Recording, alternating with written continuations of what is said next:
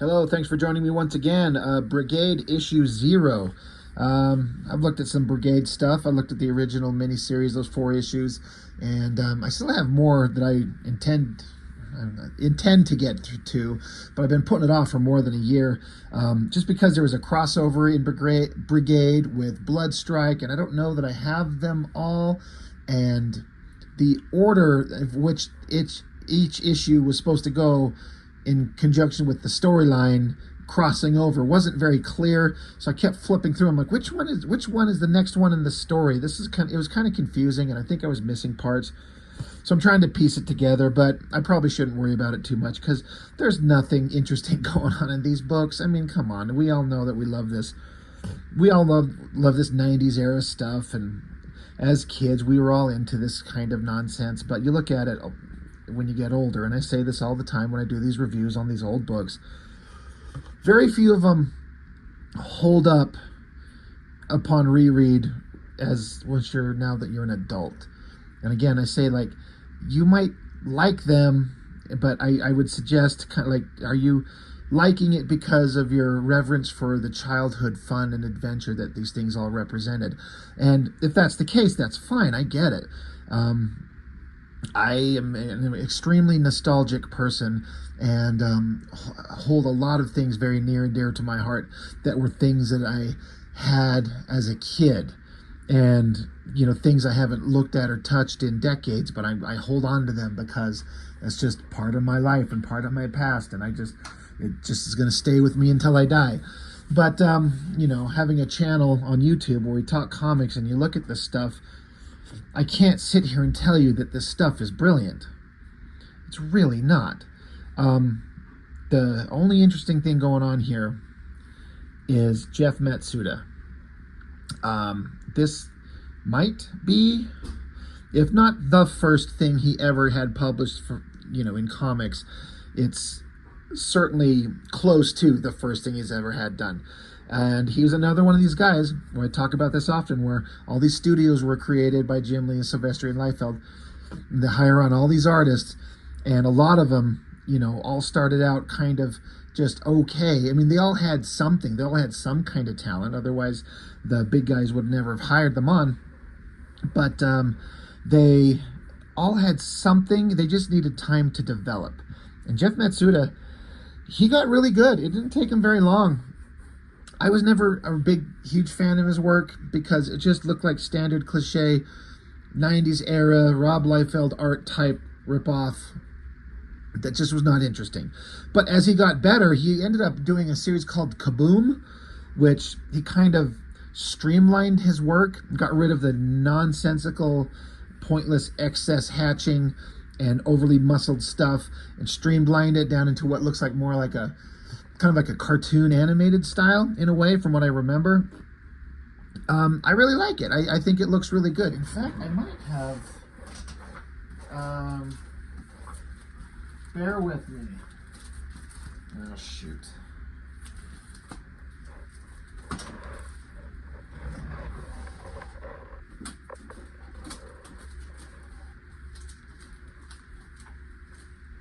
Well, okay. This is just the worst YouTube channel. I don't know why anybody subscribes to me. I had a thing that had some Kaboom artwork in it, and I thought I had it sitting right here next to me, but I didn't think of that in advance. So, sorry. Anyway, the point being is that Matsuda got really good and refined his style, and I think he went off to go do animation or storyboards or something like that, like so many of these artists do. But it's always fun to kind of come back and look and see what they did when they were starting out. And I just look at this stuff, and I think about how, as a kid in the 90s, and I was getting into drawing, I see all these little tick marks in the illustration that goes on here that I was doing too, because I saw other artists doing it, and I would reproduce these lines on my artwork when I was creating my own ridiculous characters. And it just kind of feels like it's the same kind of thing where these artists are putting a bunch of lines down without really understanding why they're doing it or how to make it work in the way that the big guys do. Like when you're drawing a face like this, I mean, obviously you're doing like a heavy shadow over here because of the cheekbone, and then you're cross-hatching it out to indicate kind of like a gray, like a gradient on the cheekbones. And like, I get that, and then it kind of follows suit with these heavy shadows on this round shape on his shoulder. You put in this heavy shadow, and then you cross-hatch it out to give it some kind of like double lighting effect. A lot of these artists really like to do that double lighting effect without it really conforming to any kind of light source, or it's like it's here on his shoulders, but it's not anywhere else on the rest of his face or his body. There's some cross-hatching out under his face there to indicate kind of an overhead lighting. Like, there's just a lot of lines thrown everywhere. And believe me, I get it. When you're drawing, throwing a bunch of lines down is kind of fun for some reason. I can't really explain how or why. It's just, you feel like you're sculpting and constructing this amazing work, and you're putting all these textures down. But if you don't know how or why you're doing it, it ends up looking bad, really. I think that's what a lot of these young artists of the 90s were doing. And as a kid, as a teenager, I was completely copying the same kind of stuff because that's what everyone did. And so, creator, story, Liefeld, pencils, Jeff Matsuda, inks, Norm Rapmond.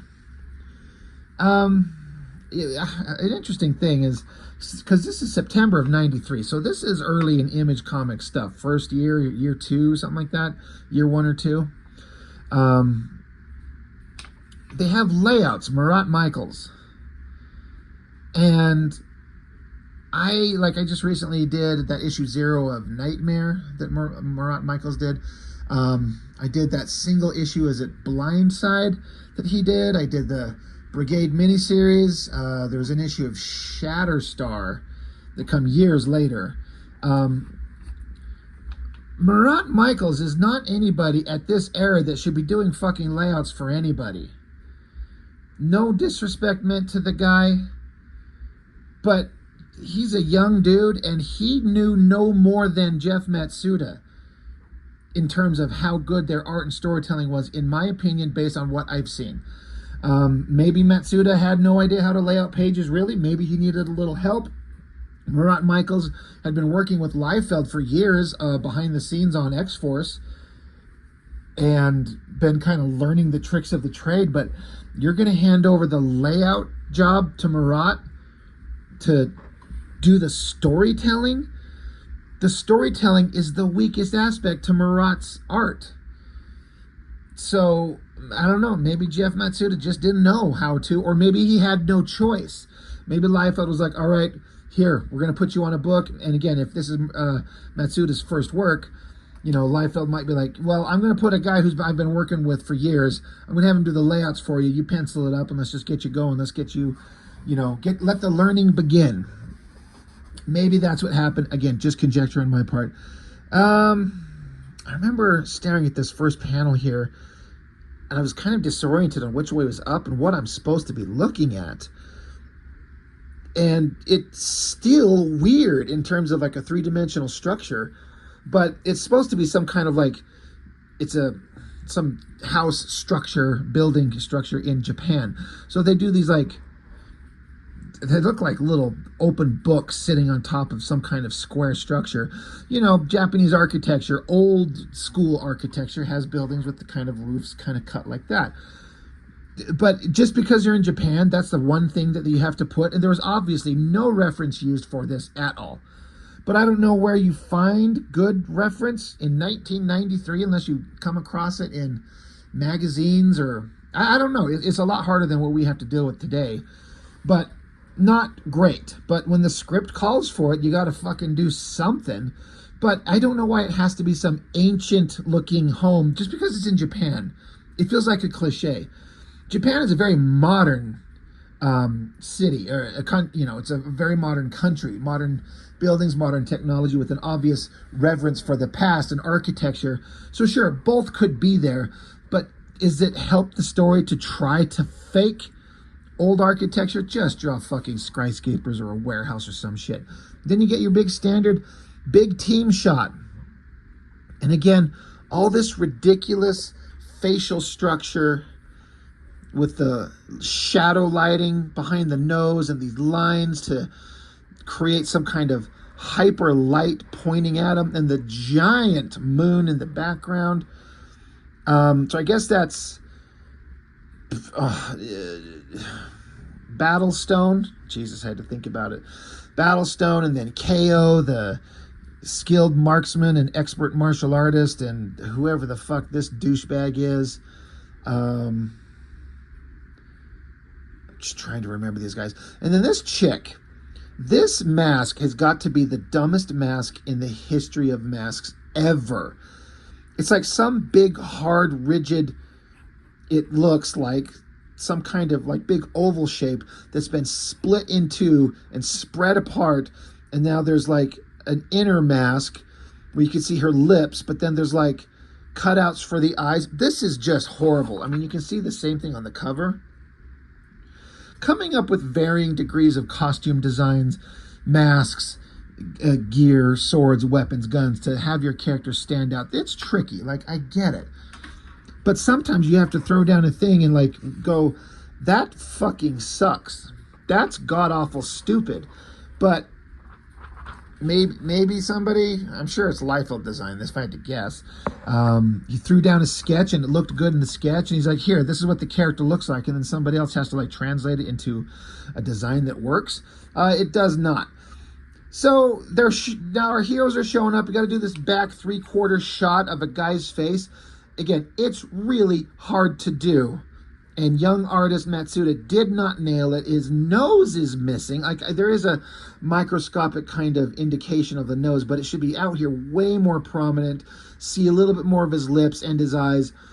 It's hard to do. That sucks. That barely is translatable as a fucking balled up fist. And then generic whatever the fuck ninja cyber undead ninjas with laser blades or whatever the hell these things are. Girl jumps in with their stupid mask. And she's got these trailing little coils of design shit just flailing off her. She beats up guys. Again, another great big shot of a guy's face with all that just nonsensical rendering all over the place. Just putting lines down. Like, Matsuda's understanding shadow and form a little bit going on over here. And the inks by Norm Ratman look great. I'm not having any problem with those. There's that stupid mask. This is a terrible shot. Thank you, Murat Michaels, where you got the big shot of his feet coming down and then you just have his foot breaking the border. Fucking have, like, put a border on there, have him standing on it or something, and then the hero guy's just running behind him with this generic cobblestone wall design in the background. Some kind of explosion. Battlestone goes flying down. Then you get cybernetic metal texture foot thing standing in view. So when I flipped this open, again, I've had this book for years, but I didn't remember anything from it. So I was like, oh my God, what ridiculous 90s Image Comics era villain bullshit are we about to see? And then, oh my God, it's so fucking horrible. It's brilliant. It's like the epitome of stupid and overdone and nonsensical, but this is something a 12-year-old or a 13-year-old boy would look at and go, fuck yeah. Like, it's just like, this is in the running for the most over-the-top cliche villain design in comic books ever. I'm not saying it's the winner, but it would be in there. Faceless chrome faceplate mask with some kind of eye thing spewing energy, I guess. Long hair with part of it pulled up into a Shatterstar ponytail, poofed out the back. Shoulder harness of pointy metal bits. Giant other pointy metal bits coming out of the back. Shoulders, something. I don't know what this thing is. I don't know what we're looking at here. Metallic body armor. Around his arms and his legs are like, it's feathers tied around with like ropes or some shit to give him some kind of like ethnic quality. Giant razor blade thing on his one arm here. Other hand, balled up hand of energy. And it took me a second staring at this fucking lettering to decipher what his name is. I think it says Warcry. Warcry. It took me a minute to stare at that and figure that out. So I'm like, okay, so dark hair, ponytail, feathers, war cry. Is he some kind of like Native American thing? It's insultingly stupid. But he's in Japan, so is he supposed to be a Japanese guy? But Japanese don't have bird feathers in terms of like cultural cliche imagery. But I don't know anything about Japanese ancient culture beyond what I've seen in fucking movies and stuff. He's got, I guess, a sword handle coming out his back there too. We don't want to forget that. So it's just ridiculous. But in its ridiculousness, it's kind of badass to a child. They should just have a big bad guy like this show up and they just fucking blow his head off and he's done in 2 panels. That would be funny. But KO and whoever this guy is, I forget his name. Is it Gamble? No, I know it if I saw it. If I bothered to attempt to read this stupid thing. But it doesn't say their names. But I guess you're just supposed to, in theory, you've read the comics and so you know the characters. Somebody will tell me, whatever. So I guess KO throws a chain weapon and stupid Warcry just catches it. And he's like, oh, that's some kind of toy. What is going on with his face here? Sorry, I'm going to bring it up close. Let me show you. On the splash page, that's his face. Again, looks like flat chrome metal faceplate with something going on with his eyes. What is going on with his face there? It's not the same thing. I can't even make a face. It's supposed to be some eyes and then no other features. It's silly as shit. And then I'm staring at this panel, trying to understand what I'm seeing. I think that's still his face. Okay, yeah. This is his face and his eyes, sort of. And he's flinging his arm up at an angle, throwing the weapon back at the heroes that threw it at him. If you look on his little bicep pouch, it looks like they were writing Miki, is what I see, M-I-K-I. Is that supposed to be a reference to Danny Miki, the inker, or am I just doing like a Rorschach thing here and seeing what I want? But they throw the weapon back at him, wraps up around Dum Dum's arms. And so KO, skilled marksman and expert martial artist, or whatever the fuck he is, he's like, don't worry, I'll end this fight now. So he does something. It's completely unclear what happens to him. I mean, I didn't skip a page, did I? Warcry just stands here, looks awesome, catches the weapon that was thrown at him, throws it back, and then he looks like he's just falling backwards while Battlestone's over here fighting undead ninjas with laser blades. And then I guess KO is kicking Warcry in.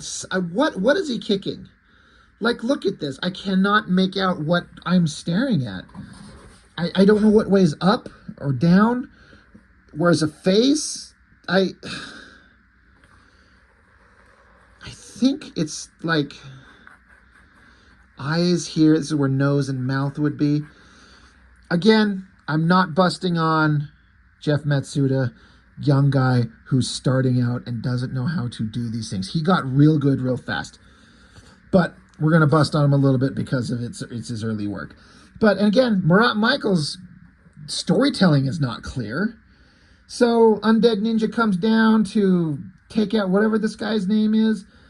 Again, not clear at what I'm seeing at head, arms, body, distorted, weird, that we get an ass shot. This fucking taint staring us in the face. Oh, what is going on?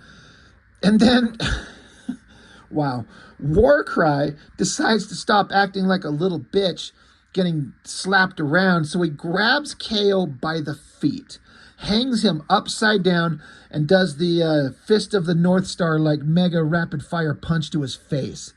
This is so stupid, I laughed out loud. It's like boom, boom, boom, boom, boom, boom, boom, boom, and then he just chucks him. Why don't you fucking stab him with the giant knife on your arm, Warcry? You stupid shit. And then, I guess this is Warcry. Something happens behind him. It says Kurak. And someone tells him to, oh, shut up. So I guess he falls to the ground. Somebody behind him did something. Oh, shit, Prophet showed up. He kicked his fucking... Oh, no, I'm sorry. That's an ad. Damn, sorry. Battlestone showed up, and he's got a giant something in his hand. He says, just goes to show you can dress up a boy in a fancy suit of armor, but that doesn't mean he'll be able to withstand a blow to the head by a half-ton chunk of marble. Well, thanks, Battlestone. Thanks, Warcry, you overdressed fucking idiot. Again, this is so stupid. So I guess Warcry, this epic villain, is done. He got hit upside the head with a piece of marble, according to Battlestone, wherever he got that from. So they run off, and then they stand around looking, and Lethal is this chick with that stupid mask. So I guess she went off and took care of the target that they were all here to get. She just went and, like, stabbed him slit him from neck to nuts, and he's dead. And the boys are like, oh, well, I guess she took care of the job while we were facing this Warcry douchebag. So good for you, Lethal, and your stupid mask. So I guess they go into the room and find the guy, and he is slit from neck to nuts. That's fine. This overhead shot's kind of working-ish. Another big, giant close-up of a guy's face, gritting his teeth. That's Matsuda following Murat Michael's layouts, doing a Rob Liefeld design element of extreme close-up on faces. Whatever. And then Battlestone's walking around with this stupid gray hair with these long ponytails. These crazy proportions. This, what is this drawing? Somebody tell me what we're looking at there. I thought it was like a guy's head and his shoulder and his back as he's like hunched over and we're seeing him from behind. But I guess it's this twerp guy in a chair. This is a desk. And that's a chair. I thought these were two panels here. I thought that's one panel, that's another panel. But it's one panel, that's a desk, that's a chair turned away from us. And then the guy turns around. It looks like Jacob Marlowe from Wildcats. Maybe it is. Oh, yeah, it is. It says Mr. Marlowe. No kidding. All right, well, crossover of universes. Where is his fucking feet? They just covered it with text boxes. So, yeah, we see Jacob Marlowe from Wildcats crossing over with Brigade. That's awesome. More just kind of cliche, like attempting to do stylistic stuff with cross-hatching lines to create shadows and not understanding what makes it work. This stuff looks terrible. God-awful stuff. Norfolk, Virginia, 2.5 days later, some super futuristic cyberpunk facility. I didn't know that existed in Norfolk, Virginia. I mean, it's just a comic book, I know. They're on another mission. There's some goofball trying to spark some wires together to get into a room. Look at this weird, again, trying to push the stylistic shading and facial structure and cross-hatching inking. It just looks awful. Oh, I guess we get inside the room. I didn't accidentally skip a page, did I? They opened up a door, and you got Youngblood. You got stupid Badrock looking like a big giant pile of stone turds. Die Hard with the shoulder flotation devices. Vogue standing there just doing nothing but offering to shake somebody's hand. And Shaft just pointing his arrows at us. I mean, all right, Youngblood, let's go. We've got to have them show up, right? Oh, shit. Double page spread. I'm sure this was something that, you know, Matsuda was like, oh, hell yeah. You know, double page spread of Brigade characters fighting Youngblood. And it's kind of fine. All the characters in big flexing poses. This stupid mask of hers. One thing to draw it from straight on face forward, but then draw it from the side. It just looks so stupid. I don't know what this poof of energy going on back here is. Badrock bitch slaps whoever the hell this guy is. Yeah, I mean, it's okay. Suddenly it gets really dark and heavy shadows. Shaft is jumping around upside down, shooting little miniature rockets. It doesn't look like arrows. It looks like rockets firing from his bow and arrow. That would actually be awesome. I feel like I've seen this kind of pose before, this upside down jump pose. I feel like he may be taking that from somewhere. That's fine. These rockets then extend into large arrows and stab Battlestone in the shoulder. Badrock, I guess he's beating down somebody. I don't know what's going on there. The lethal girl, I guess she tripped and she's falling over and just happens to just naturally kick Die Hard in the face. So he beats the shit out of her. Holy crap. I mean, there's a lot of energy there. This 100% feels like old school Murat Michaels layout. I've seen him do this before. I've seen somebody do it before, and I feel like it was Murat. And so Matsuda's kind of following that energy. There's a lot of energy in the punch and the reaction. It's not well drawn at all, but, you know, it is what it is. Now we all got to stand around and grit our teeth and gather ourselves for half a second. Somebody drops a smoke bomb. Now we're covered in a mist while Brigade's going to run off and get away.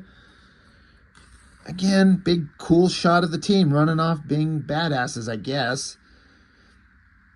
Several minutes later, once the smoke has subsided, then I guess... Who is this? Is this Shaft? I don't know what the fuck is going on. But Youngblood's just being a bunch of idiots. And then it's New York 2 days later. Battlestone's screaming at Marlowe, and they're screaming at each other. We got to have big screamy faces to get that skull in the shot. Again, attempts at stylistic illustration that is not working yet. Looks ridiculous. And it just continues. Later on, Battlestone's like, it didn't work out. Things sucked.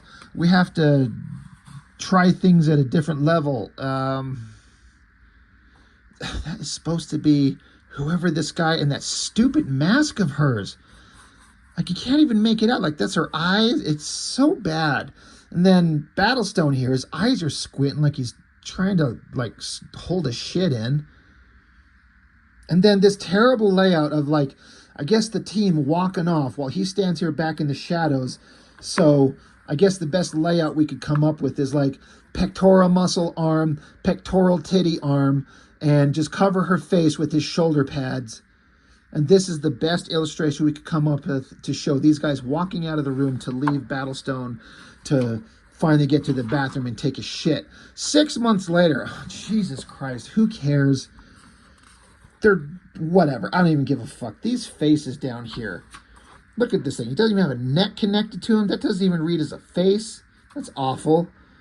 Awful face. They're mad at whatever they saw on the news. They're going to stand there and flex. And evil look on faces and get on a phone. And I guess he goes and gathers up the rest of the team. Cold Snap and... I'm trying to remember the name of these stupid brothers, Alex and Mark, but they're superhero names. He's like, hey, I've got a question. What can I do for you? Like, hey, we should form Brigade. This is issue 0. So it's basically like to take an early version of the team and show how they became the team we were introduced to in issue 1. We don't give a shit. This is not interesting. What a terrible fucking drawing. That is so bad. Again, Jeff Matsuda, love you, man, and you became such a good artist later. But like everyone, the early work is god-awful, and we're just talking about it objectively. No disrespect meant to the man. Never minded that artwork of, the Extreme Studios version of Thor, Bolt of Lightning. It's pretty good. And, there's a lot of power in that image there. Supreme and boring Thor. There's some great artwork. Is it Dave Johnson with Super Patriot? That motherfucker can draw. Good Lord, can he draw. And Team Youngblood #1, whatever. Okay, anyway, I didn't think this would take half hour to go into, but I just kept talking about all kinds of different shit in terms of old school artwork and how we all start out trying to just replicate stylistic things that we don't understand. I used to do it as a kid, and I did it for years as a young adult, and there's still times when I'm drawing and I find myself putting shit in a drawing that I'm like, why am I adding this? It just feels fun to add it. But as you start to understand form and everything like that, and shadow and lighting and composition, you find the ways to put this in here properly and make it work. And then the drawing becomes fun and competent, rather than fun and childishly silly. Anyway, Brigade #0. That's all I've got for now. Thanks for watching. I will talk to you next time.